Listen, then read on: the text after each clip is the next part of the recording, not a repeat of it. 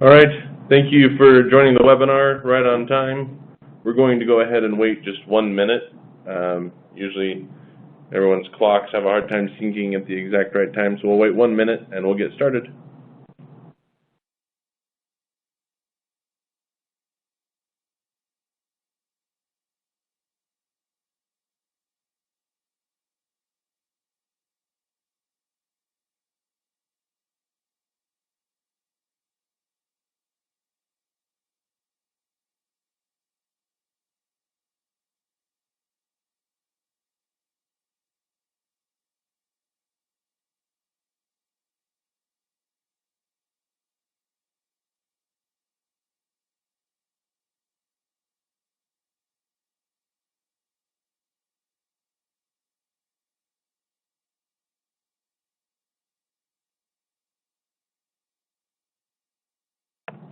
All right, we're going to go ahead and get started. Welcome to January's Domo Data Science webinar, where we're going to focus on data architecture. I'm Andrew Chaffin. I'm a solution consultant and the data science specialist here at Domo. I've been here for just over 7 years. Prior to coming here, I worked in lab management and research. I got my master's in neuroscience and psychology from BYU and did research at Johns Hopkins for a while.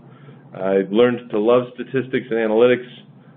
Felt that first little flicker of joy when I got my first p-value in my research. It was insignificant, but it still made me fall in love.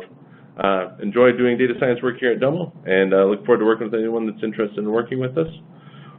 Today also we have here Vishaka Shenoy. She's going to be our main presenter.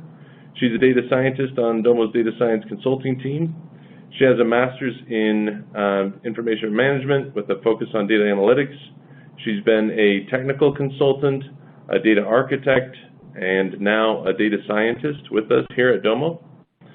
Prior to coming to Domo, she was a senior software engineer at Intermountain Healthcare. So she has extensive experience in data architecture and analytics and software development. She currently uses her expertise to consult with Domo customers who are interested in advancing their knowledge and application of data science in Domo. As far as the format goes, we're obviously in a webinar mode here. The presentation will be about 30 minutes, and then there will be a Q&A portion. We do want your questions. You don't have to wait to the end in order to send them. So as you have a question, just go ahead and send them during the presentation through the Q&A portal in the webinar. If the answer is short and straightforward, I may answer you back just through the Q&A chat. Otherwise, we'll hold on to it and we'll answer it in the Q&A portion. I'm not going to interrupt Vishaka with questions during her presentation. If there aren't too many questions, we may end early, but if there's a lot of questions, we may not get to all of them, as we will stop at 1 hour.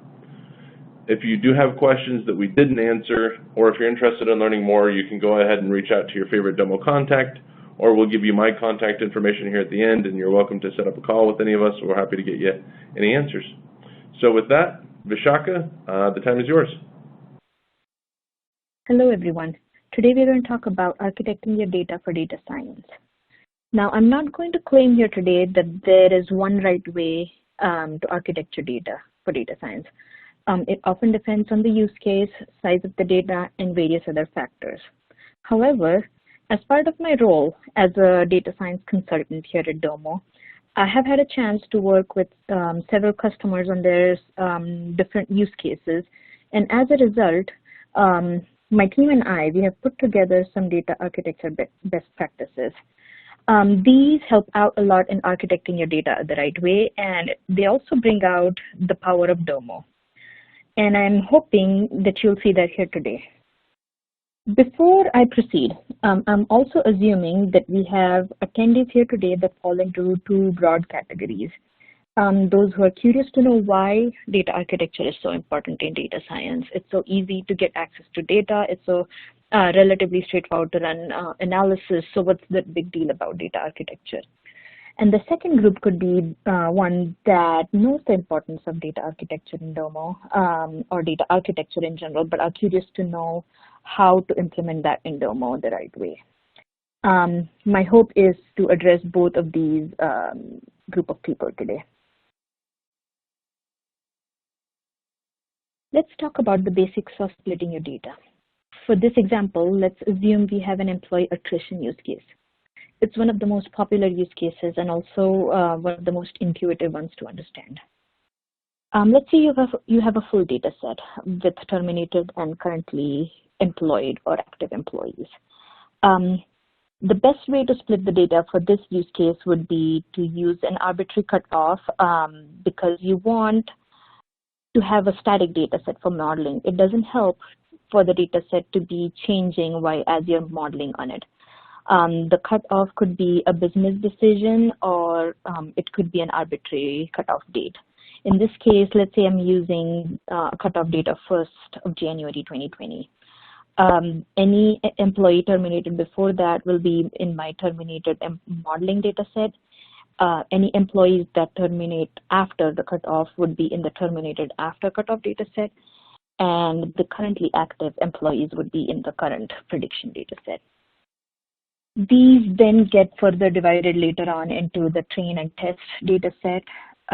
You train the model on the train data set and validate it on the test data set, and you run the predictions on the current data set. Now, you might be wondering what happens to the terminated after cutoff data set. You can do two things with it. Validate the actual predictions of the employee as they terminate and see how the model is performing over time. And when you're ready to retrain, you just add this to the data set, to the modeling data set. Now that we've talked about splitting your data up, let's talk about why we care about data architecture. A typical data science initiative goes through all these phases that you see on the screen: the data cleanup phase, the feature engineering phase, the modeling phase, and last but not the least, putting the model in production. The last phase, very less data science initiatives make it to the last phase. And hopefully by seeing the value of data architecture, you can see how easy it is to put a model in production. Now, all these four phases, you need to perform these on the terminated modeling data set, the terminated after cutoff data set, and the current prediction data set. It's a lot of phases to perform on all these multiple data sets. So now you can see why it will be so important to be consistent across all these data sets. It's also very important to validate your data to make sure the data that you're modeling across all these data sets is consistent and valid, and you're modeling against the right values. It's also very important to monitor model performance. You also need to monitor fit statistics. And last but not the least, if you're performing so many phases across so many data sets, you just want to do it once, right, and be done. This slide is going to give you an overview of all the phases that each data set goes through. And I've tried to highlight another phase here that's often overlooked, which we talked about a little bit, which is the data validation phase. It is very important to have that phase in place so that you make sure that the data set that you were modeling against and that you're making predictions on look fairly similar in terms of distribution, in terms of values, in terms of min and maxes. If you have certain business criteria, then you can have those business criteria set in place so that if the data doesn't fall into that criteria, you can set up alerts. You don't have to come every morning and look at the dashboard to see if everything looks right. You can just set alerts and it will alert you when something goes wrong. Also, when something does go wrong, you can also set up your data flows such that you can stop the next phase, meaning if the data fails the validation, then the modeling won't occur or the predictions won't occur, and hence you would not get incorrect predictions. Now I'm going to walk you through a demo that I have set up to show you how easily you can set up automated workflows in Domo. You can set everything up right once and have it run seamlessly. Let's walk through the workflows. If you have attended any of the previous Domo data science webinar, you've probably seen this dashboard before. It's what we call the data profile dashboard. In this case, this is the data profile dashboard of the full data set before splitting it off. It has one card each for each variable. And it shows the distribution for every numeric variable. It shows the distribution of that variable in a histogram format, and each categorical variable, it shows a bar graph of the distribution of the rows in each category. It also shows the nulls of the number of nulls that are for rows that don't have any data for that specific field. And in this case, you can see that there are some variables that don't seem useful. For instance, employee count. I have no idea what that is, so I'll most likely delete it. Employee number is probably useful, but it's also unique to each employee, so I'll most likely end up deleting it. It's not useful for modeling.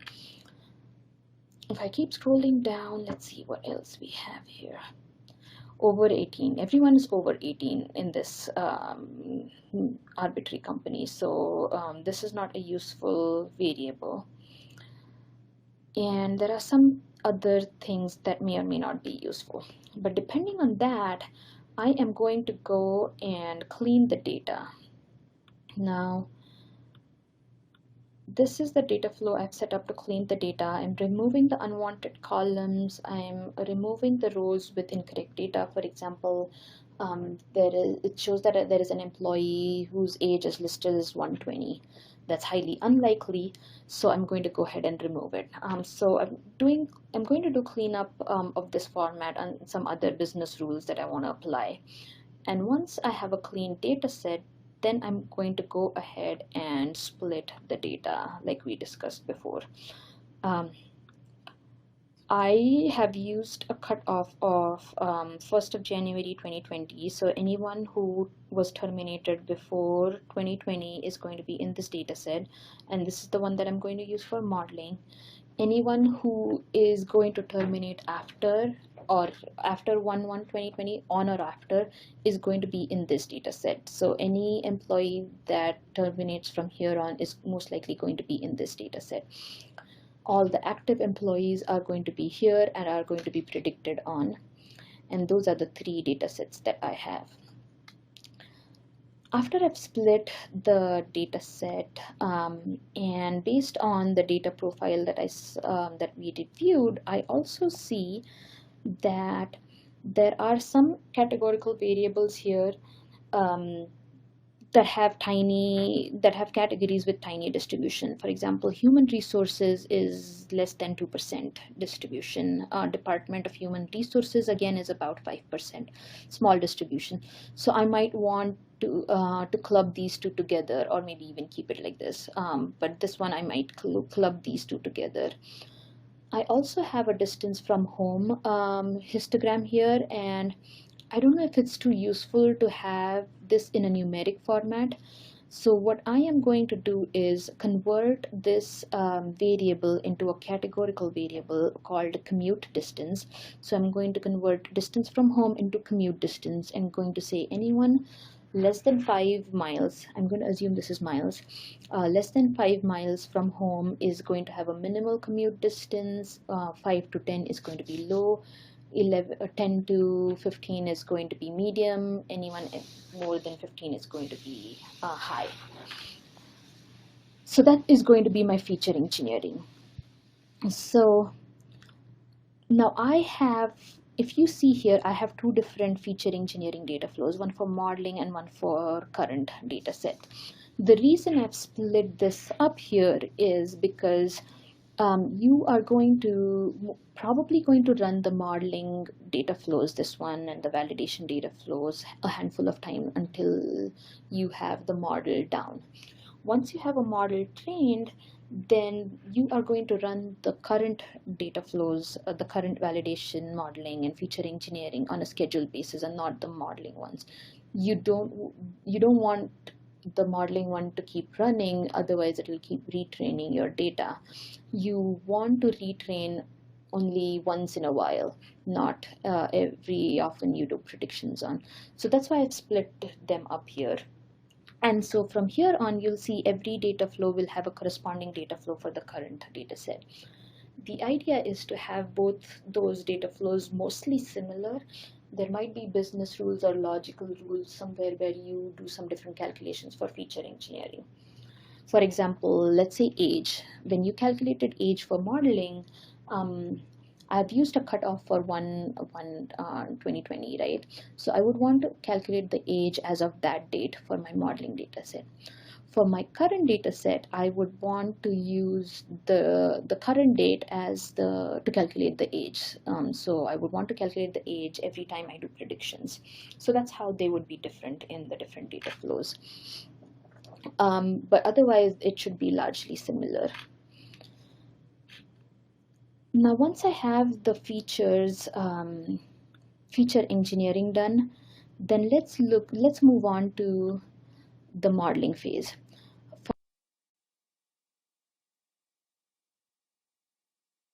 For the modeling, we can leverage Domo's new feature called the Jupyter Notebook Workspaces. This is a Jupyter Notebook integration with Domo. It just gives you the Jupyter Notebook interface within Domo. You can use the Domo datasets as input datasets, model on them, and just use it as you would use a Jupyter Notebook. You would need to use the Domo Jupyter library, read the data frame like this, and then model.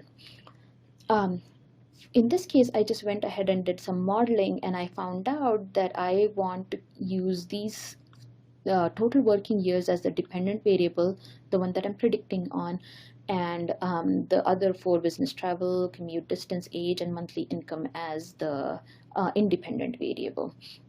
So I went ahead and did some iterative modeling and decided that these were my final modeling variables.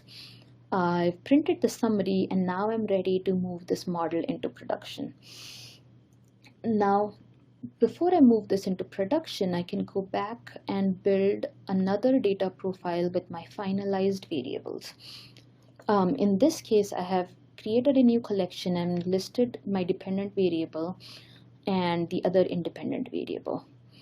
And I've listed it in a bar format and split it up in a group chart based on train and test. And I want to look at the distribution side by side for the test and train variables.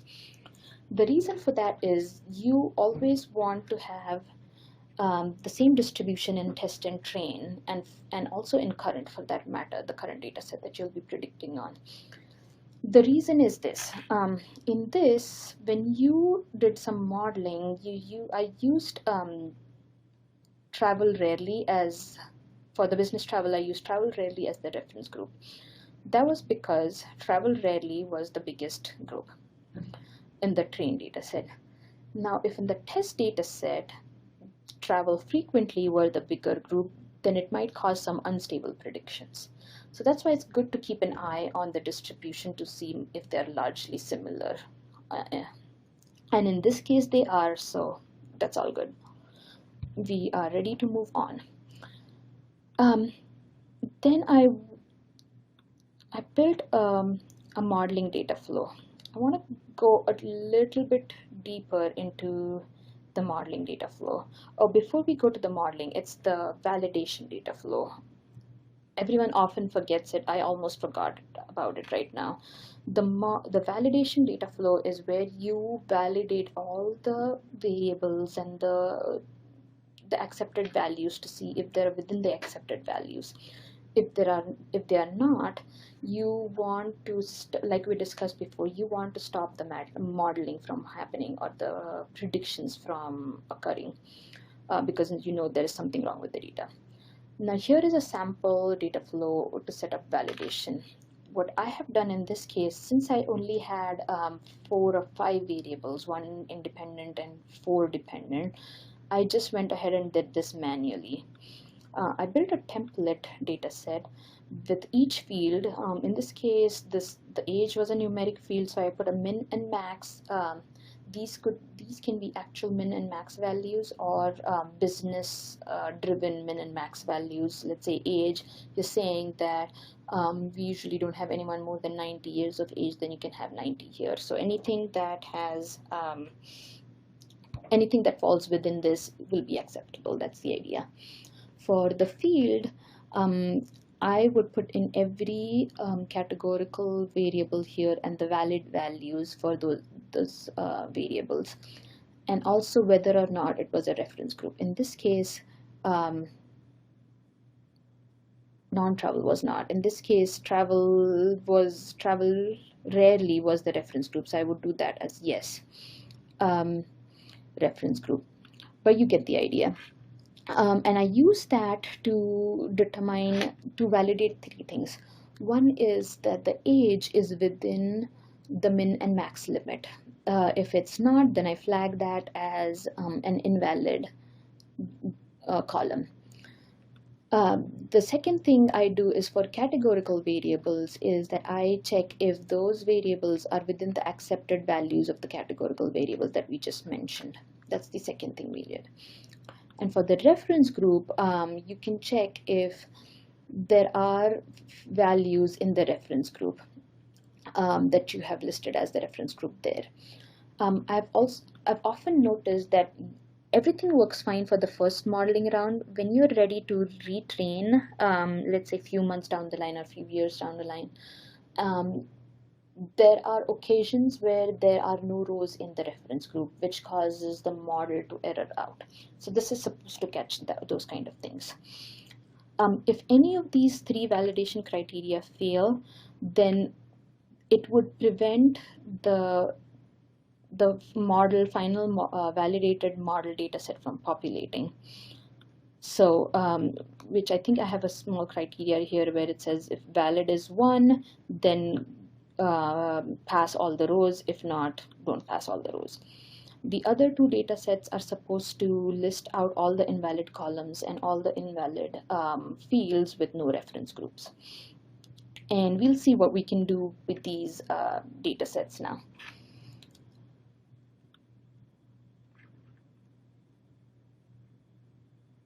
Now, once we have done the modeling, the validation, we can let's look at the data validation dashboard. Using the data sets that we outputted, using the validation data flows and all the data sets we have, I built this data validation dashboard, which shows a green happy face if all the validation happened successfully, and this is not supposed to have any data if validations are successful. If validations are not successful, this will be a sad red frowny face, and it will list whatever fields failed the validation. I've also set up, I think I've set up alerts here. Yes, I've set up an alert here which says if the invalid fields is greater than 0, then send me a text and email indicating something went wrong. So I don't have to come to work every day and look at the dashboard to see if everything is going right. Everything is automated. I can just come and I can just get alerted and then come and look at it if something goes wrong. As you can also see, based on the data flow that I've built, that if something is wrong, then the validated data output is going to have 0 rows, which is going to prevent the downstream data flows from running. Now, once we have everything validated, we can now move on to the modeling phase. Let's move on. Let's dive a little bit deeper into the modeling phase. You can use these powerful R scripting tiles to do pretty much anything you want, as long as you input these tiles with one or more data sets, and then your output is always one data frame. As long as you can provide any output in a data frame format, you can then push that into an output data set. And if you think about it, if you have a data set, then you can leverage the power of Domo to build any kind of visualizations you want. So let's see how we have built the model dashboard here. I have used the flag, the split flag, to split the data set into train and test here. And I want to calculate a baseline accuracy. Now, baseline accuracy is a good practice in data science. In order to in order to figure out if your model is performing progressively better, you need to have some kind of comparison or some kind of baseline to compare against. In this case, I did not have any comparison. I did not have any baseline model. This was the first time I was modeling on this data set. So I decided to use the mean, the easiest baseline prediction, which was predicting the mean, which means if I were to predict the mean number of working years for every employee in the data set, how accurate would I be? So I calculated the mean, added a lower and upper threshold of plus or minus 1 year. This was the total working year. So I did plus or minus 1 year as the lower and the upper threshold. And then I categorized my predictions into underestimated, overestimated, or correct estimations. And that's how I got my baseline accuracy. No fancy modeling there, just the mean and average. Now I'm ready to use my model that I have finalized. I have used these categorical variables. This is my linear regression model. And then I want to output the summary into an output data set. So I've used the tidy package or tidy function and some other transformations to convert it into a data frame. So it's going to look like this. The term is going to list out all the fields. I have an estimate, standard error, p-value, etc. So that's going to be one data set. In the next data set, I am going to have model accuracy. The model accuracy, then I'm going to use the model I trained to predict on the test that I had kept aside for validation. The test data set, I'm going to do predictions here in the similar way. And I am then added the lower and the upper threshold, and then categorize the predictions in upper and underestimated, overestimated, or correctly estimated. I again output that into an output data set. Last but not the least, fit statistics. Again, similar. I ran the model and then calculated a bunch of fit statistics like R-squared, adjusted R-squared, mean absolute error, the number of rows I had in the test and trained data set, etc., etc.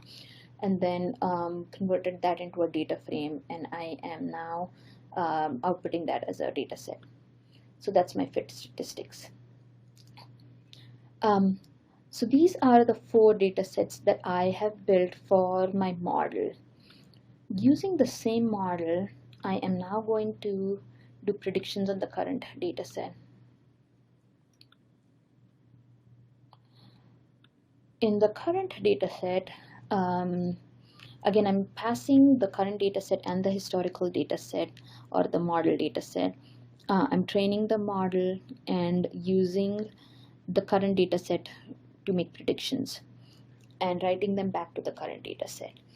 I'm selecting the columns that I need. I'm just going to add a prediction date to make sure when those predictions were made, and I'm outputting those to a data set. So that is going to be the data set that I have my predictions on. Now we have a bunch of data sets, and we can build so many cards and so many cool dashboards on it to model our dashboard, to monitor our model, and view the predictions. So let's review some of those dashboards. For the model dashboard, I have model accuracy here, which was calculated by the linear regression model. The baseline accuracy, which was in this case just the mean. So at a glance, we can say that our model is performing better than the baseline accuracy.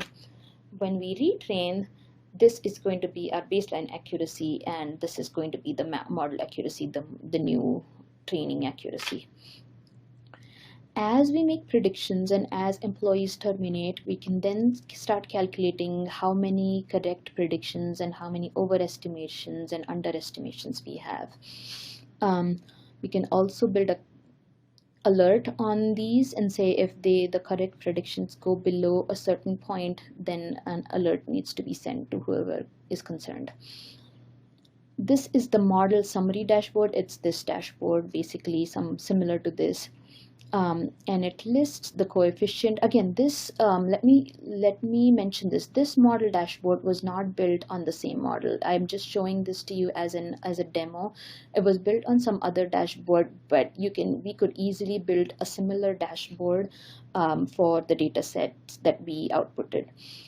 So this is the data set, the summary data set that we built a card on that lists the coefficients, the standard errors, etc., the p-value, lower and upper bound, and etc.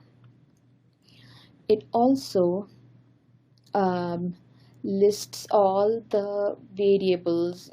You could do so many things with it, but I just chose to build another card that lists all the variables that I could use as levers or I have a control over, and I've sorted them by the order of their z value, which indicates how influential that the relationship between that variable and the outcome variable is. So if you have a way to influence these variables, then you can change the outcome. That's the idea. Some other cards, I've also built a fit statistics card. Every time you retrain the model, a new row would be added here, and you can then compare how the model is doing on different parameters. Again, alerts can be built anywhere here. So that's the model dashboard. Now we also had the prediction dashboard, and I want to show you another results dashboard that you've probably seen before in some other webinar, but for those who haven't, this is something that you can build from the prediction dashboard or the prediction data set. You can list the employees that are predicted to term this year. You can look at them by department or education or any of the other things that you care about. This is the card we've already seen. Also, to show you the power of Domo, I've built this app here, which is we call the What If Analysis app. I've built it on this dashboard, the model summary dashboard that had the coefficients, the model summary, the coefficient. I've built it on that dashboard for some other data set. But what this shows is I can now analyze how employees that fall into the different rating react to different levers. So in this case, I want to see how equity grants and last bonus percent affect how employees in different categories in the 5-point rating scale react to. Let's say I want to increase the equity grants to 100. This is how different employees from different rating scales would react. As you can see, mostly similar. Usually employees in the 4, which it's interesting to me to see that employees that have a rating of 4 are likely to stay longer than employees with a rating of 5. Whatever the reason might be, but that's what this visualization indicates. So you could do tons and tons of analysis, build so many cards on this once you have the right data in a data set format. So that's what I wanted to highlight, what a good architecture can do, and I hope that was useful. That was the data architecture for data science in Domo webinar for you. Again, I'm Vishaka Shanoy, and I also have Andrew Chafin here with me to answer any of your questions. Before we move on to the questions, I wanted to mention this. If you are interested in learning more about data science in Domo, Domopalooza 2020 is coming up in March. We are offering some pre-conference trainings for hands-on training on a mock data science use case. We'll be walking you through a data science use case end-to-end from prepping your data for data science through the full data science process. If you are interested in learning how our customers have used data science, then look into the breakouts and the data science track in the breakout sessions where different customers will be talking about their data science journey with Domo. Moving on to the questions now. All right, yeah, thank you, Vishaka. We'll go ahead and get started with the Q&A here. As you can see, my contact information is on the screen. So if you would like to reach out to me directly, if you have those types of questions, or you'd like to set up a more in-depth discussion or discuss use cases or anything we've talked through today, feel free to shoot me an email. Happy to set up a call. But from here on out, we'll dive into Q&A. So if you have your questions, send them over.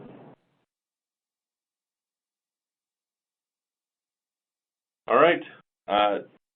The first question that we got is, this seems like somewhat of a complex task. How long should we expect this process to take, right, as we set up this data architecture and put these things into production? Do you want to go ahead and take that, Vishaka? Yeah, so typically in data science consulting at Domo, we say we expect this process to take about 12 weeks from the time we have a completed clean data set, one completed clean data set, and then from then on we walk you through the whole process of how to build a project and how to analyze and define a business question. So the whole process takes about 12 weeks. All right, perfect. And then the next question is, what type of skills should I have in order to feel, like I can do this myself? Can we do this ourselves? Do we need your help? Maybe tackle that, Vishaka, with your experience. Yeah, you can definitely do it yourself. However, we have seen that less experienced data scientists or data scientists who want to move a model in production really find this consulting useful. It is also a good coaching experience for them. We also focus a lot on the teaching process.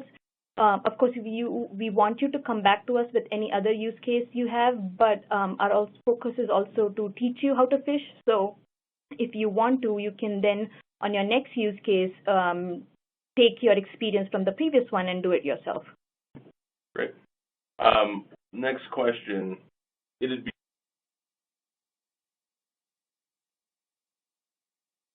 step and look at the scripts, see what each step does sequentially. I was thinking there might be a simple regression example or something that just shows ingestion to results. You mind if I take this and then you can add on to it? Yeah. We couldn't agree more. We're working on that exactly. We're hoping to have a working example of that in the next month or two. The example that Vishaka walked you through, we'd like to have that example specifically available as an app in the App Store that you can just click on and download, and it would download all of the data flows, including the code. If you don't have the data science suite, that wouldn't execute, but you could at least look at it and inspect it and check it all out and have a blueprint for a workflow.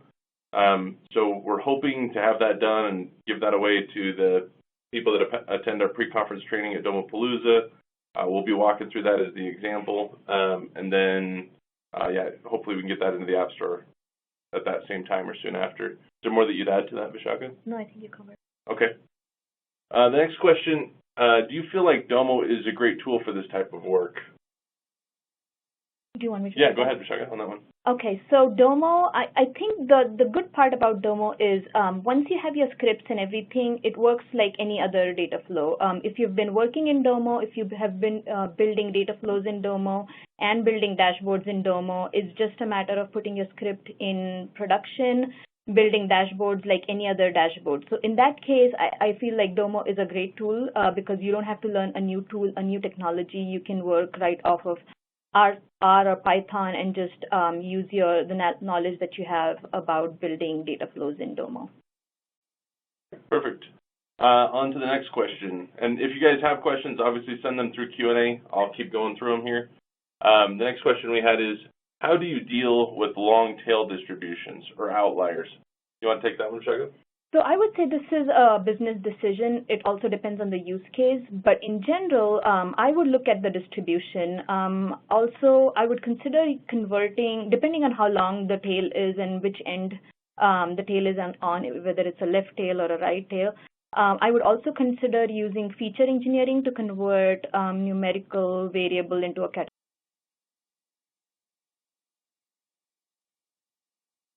Okay, great. The next question we had, are the pre-conference trainings, are they going to be online trainings or on-site? Domopalooza is coming up in March. Domopalooza is our annual user conference, and so we have our Domo users come, and it's just a big conference.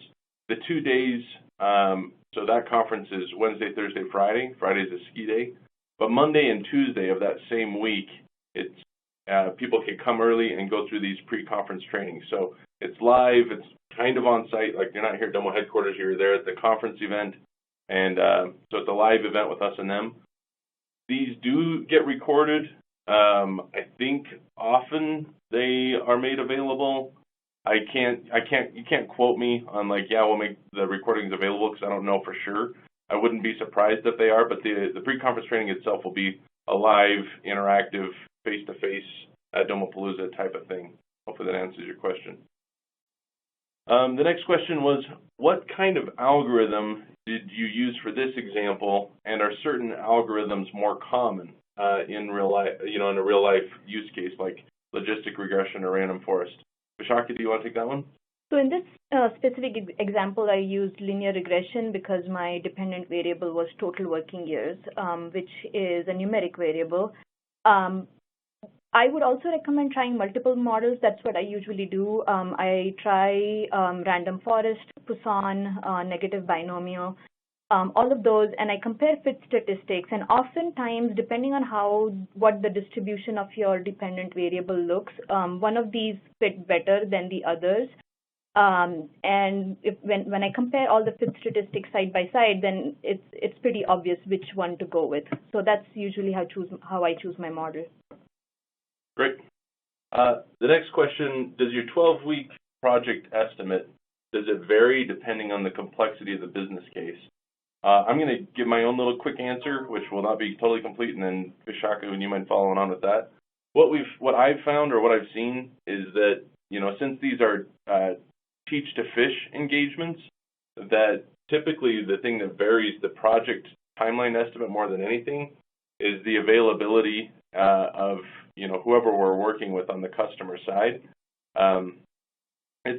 We realize that the people that get on the phone and that we're working with, this call, and the people that we work with in these engagements are typically pretty busy. You typically have a lot asked of you, and so if some fire drill pops up that kind of puts this on the back burner for a little while, that seems to be the biggest influencer of the timeline estimate changing. But as far as how much the complexity of the business case might influence that 12-week timeline, do you want to talk to that part, Vishaka? Yeah. So one thing that I have experienced in my consulting role is that 12 weeks is optimistic. It's realistic too, but oftentimes we also focus on the teaching process. So as customers learn more about data science, they start figuring out some other variables that could be useful in the prediction or the data science use case that they don't have available right now. So then they go off and start gathering that data. So situations like these can delay, but we obviously accommodate for that because we want to get you the right kind of outcome. So that was just an example, but things like that can delay the engagement. Great. Another question came in, how does Domo perform compared to more compute-intensive models like dense neural networks? In other words, what are the hardware limitations, GPU, CPU, for a Domo instance? So in the Jupyter Notebook interface and in the scripting tiles, those are separate compute resources than Domo proper, right? Like the Domo instance itself uses always-on compute nodes that are highly scalable, whereas your scripting tiles and the Jupyter Notebook are going to be containers that are spun up for your just-in-time use. And so we can vary the compute resources available for those because those are particular compute resources for your particular projects and pipelines. So we can vary the compute resources available on an as-needed or on an as-use case basis. So you're not limited in any way there. You're not limited to any standard thing that Domo does there, if you will. And that's why we have set it up as an add-on to Domo, because we want you to have that flexibility. And of course, those resources can be quite expensive. So that's why it's an add-on to Domo. Hopefully that answers your question. Next question that we had come in, what is the indication that it's time for us to retrain our model or for retraining a model? You want to take that one, Vishaka? So when you have more data, let's say in a few months or a few years, you keep still gathering the data. So when you think it's a good time to, you have enough data, then you can remodel. Also, if in the walkthrough, I showed the model dashboard, and I showed how to put alerts on the model. Once those alerts go off based on the criteria you put in, like the accuracy goes down or some other fit statistics change, then you don't get as many correct predictions as you would expect. Then you can then consider retraining the model. Great.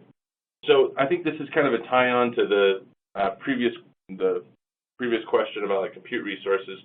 We began a lot of questions about how do I get access to the Jupyter notebooks, how do I get access to the scripting tiles, how do we get that stuff turned on. As you might have gathered from a previous answer, the data science suite, which consists of the scripting tiles and your Magic ETL environment, as well as the Jupyter Lab interface, that's an add-on to Domo called the Domo Data Science Suite. It all just kind of falls under that umbrella. You can talk to your account manager, your CSM. My email is on the screen. Shoot any of us a note, and we're happy to get on the phone and talk through, your specific contract you have in place with us and what you'd like to get started with, whether you want consulting or just a tool set or how you want to get going. We're happy to help you get those tools. The next question is, why is variable consolidation done separate from the cleanup process? Vishaka, you want to take that one? Yeah, so I think it's really a personal preference. I just like to separate the cleaning process, which in this case was getting rid of incorrect rows, getting rid of rows with nulls, and the process of feature engineering. It just helps me separate those two things out. It doesn't have to be separate. You can combine those. So hope that answers your question. Great. The next question from there is, are there any limitations to the use of Jupyter in Domo or the scripting tiles in Domo that we should be aware of? Do you want to take that one, Vishaka? Yeah, so as of today, any library that makes an external API call cannot be used in the scripting tile. However, the product team, the engineering team, they're working towards making that available or changing that. So it should be something that's available soon in the future. Great. And then I think kind of an add-on to that, another similar question is, are there limitations on the packages that can be used in either scenario? Obviously, you can run Jupyter locally on your machine, and in that scenario, you can just, pip install or go grab whatever you want from CRAN. The same thing is available in Jupyter notebooks. You have the ability to just go willy-nilly grab whatever libraries you want and put them in and experiment with them and play with them and build your stuff and do experimental design. In the scripting tiles, as Vishaka already mentioned, right now, API calls, HTTP access isn't a thing. That's going to be shortly changed. But also configuration and development of your environment in there requires a communication with us because we do a security review on those. But you can use whatever libraries you want. All right, we got through all the questions that I currently have. We're going to hang out for another 30 seconds to see if more questions come in. If they don't, we'll just go ahead and end a little bit early. So we're waiting. If you have any lingering questions, now's your time to send them in.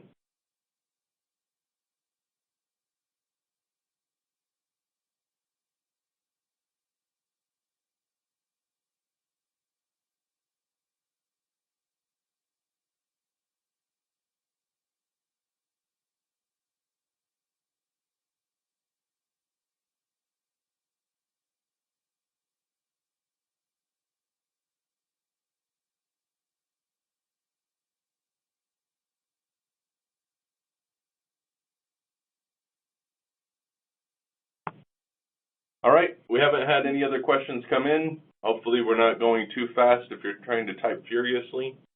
If you do have extra questions, of course, just shoot me an email. My email's on the screen. Thank you so much for joining us today. We look forward to working with you more. Hopefully we can see you all at the pre-conference training. Have a great afternoon.